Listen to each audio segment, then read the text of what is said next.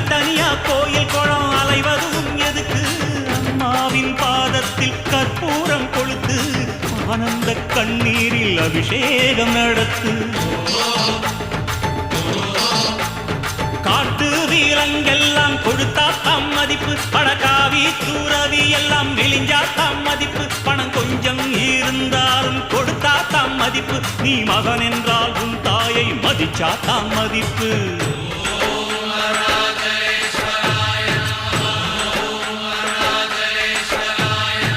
தனக்கென வாழ்பவன்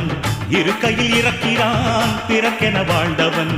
இறந்துமே இருக்கிறான் உன்னை விடவும் எனக்கு வேறு உறவு இல்லையடா